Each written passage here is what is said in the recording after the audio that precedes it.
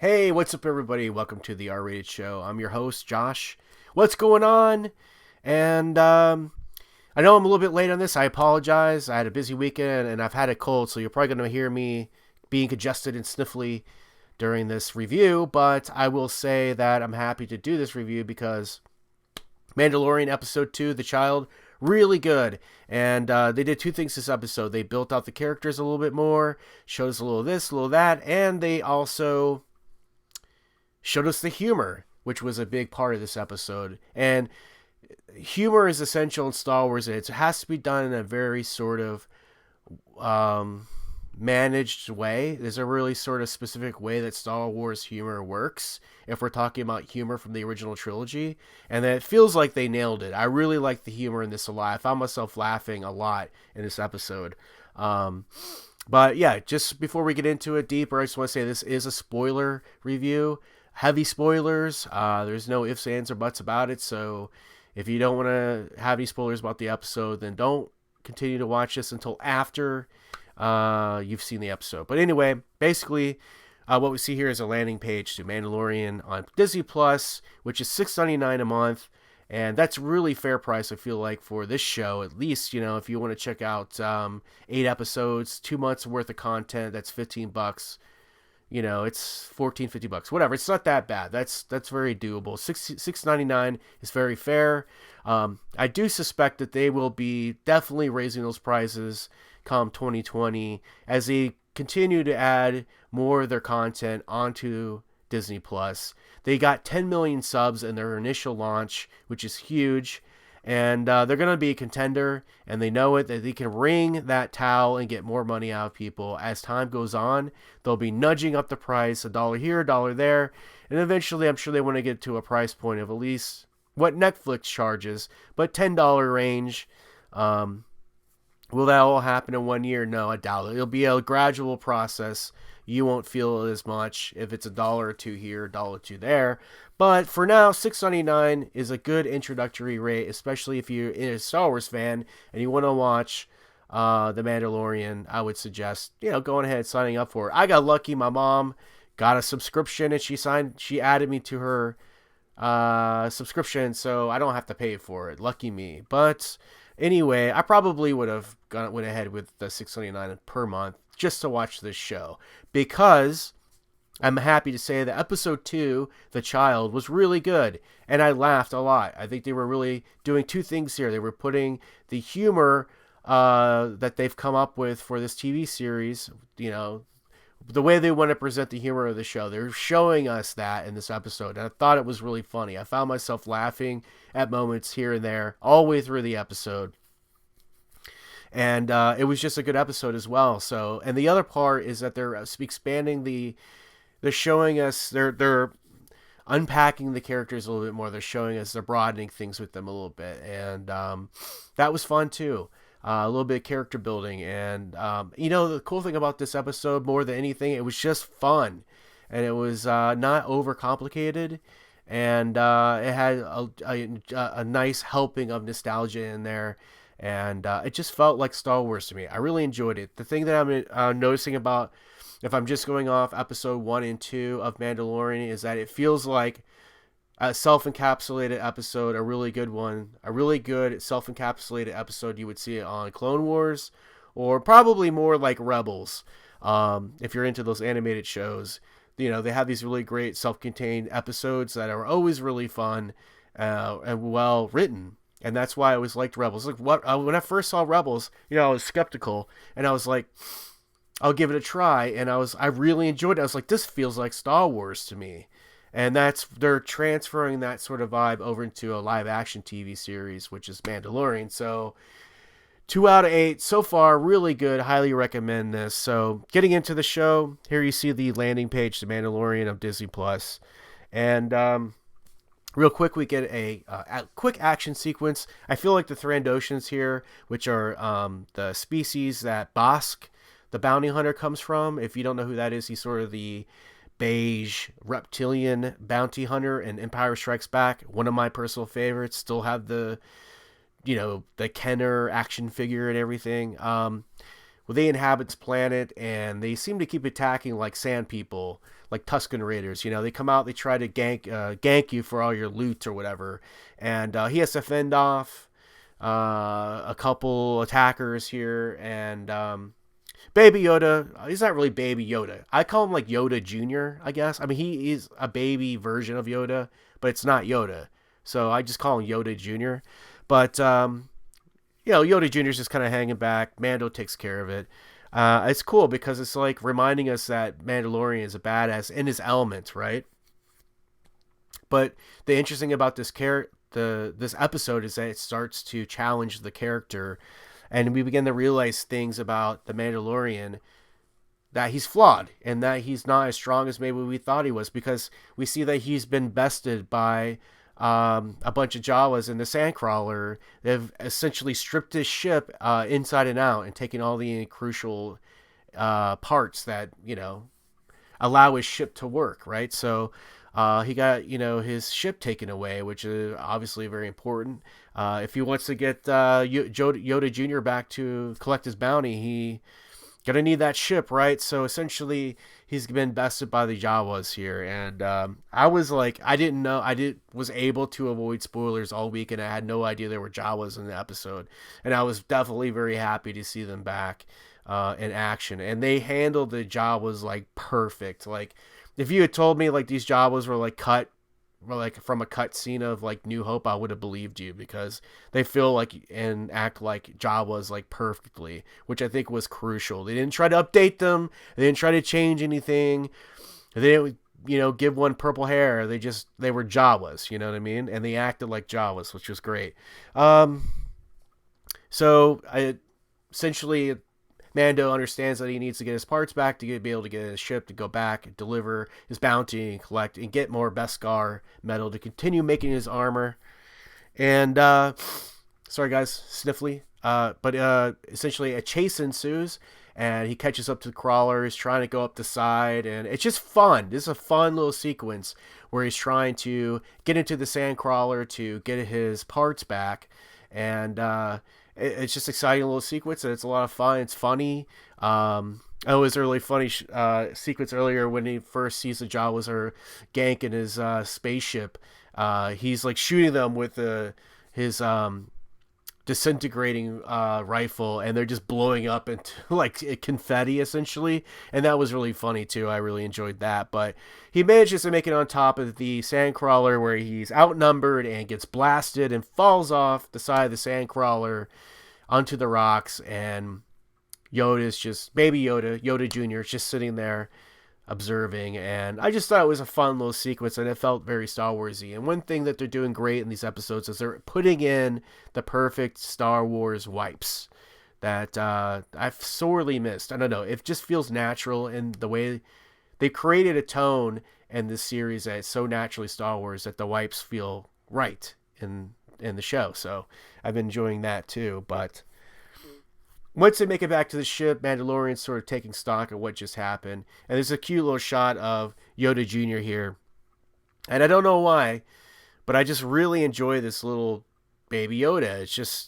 It's like if you took Yoda and you took Gizmo from Gremlins and you squished them together, you got Yoda Jr., baby Yoda, whatever. And this is a really funny scene. It made me giggle. I don't know. I just thought it was funny.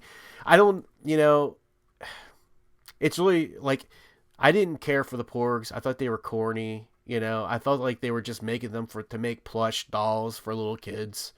And I don't know why, but I just kind of feel like this is more genuine. I mean, this is exactly what I would feel like a little baby Yoda would look like. And there's more than meets the eye here, so it's more interesting than just a cutesy, cuddly little thing. But the way that they handled this character has been done really well, I feel like.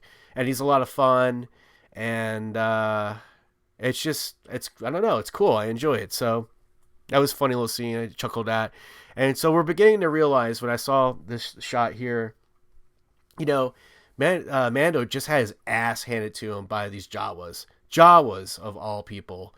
Of all species or whatever. And so we're beginning to realize that maybe he's not this total fucking kick-ass badass that we thought he was. And it just really starts to layer things up a little bit, and the plot thickens. You're like, what's he gonna do? And I think it's really interesting that they're beginning to show us right in the second episode that this guy isn't flawless, and that he, he is, he's flawed. He, maybe doesn't have all the answers to every situation he gets in, depending on what it is. And so he's found himself stuck on this planet with his bounty, and he doesn't know what to do. And so he goes back and he has a conversation with Kuil, I guess his name is, who is Nick Nolte's character. He's, the guy who's a resident on the planet, the wise sage character, the older character, and they have an exchange. And it's interesting. I think it's really interesting that they have somebody like the Mandalorian listening to this guy, and he trusts him, and he's smart enough to listen to somebody who's got knowledge that maybe he can benefit from. Like, he understands that he's doesn't have all the answers, doesn't exactly know what to do. And, he's essentially thinking here that, he's stuck in a rock and a hard place. It's hopeless, right? And he's like, well, we can trade for the parts, And I just thought that was pretty cool. Adding some depth to the character here.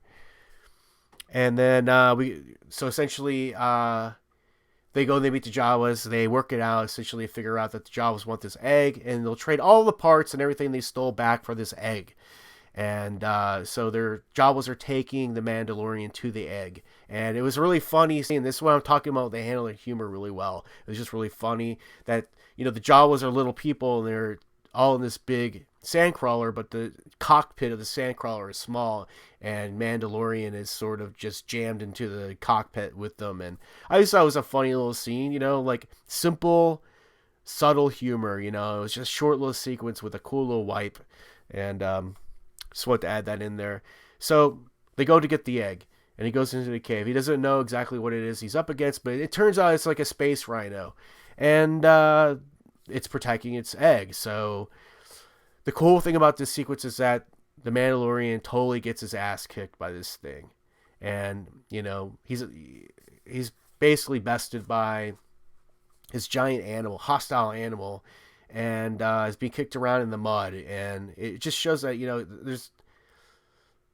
he's not a character who can handle every situation. It's the second time in one episode he got his ass kicked, right? And I thought that was really cool. And essentially Yoda Jr. steps in, and we get to see our first glimpse of the Force, which we probably knew was coming, because since it's the same species as Yoda, now we're beginning to ask the questions. Is this like Yoda reincarnated, or is this like a spawn of Yoda, or is it a family member or something? Does it have the same bloodline as Yoda?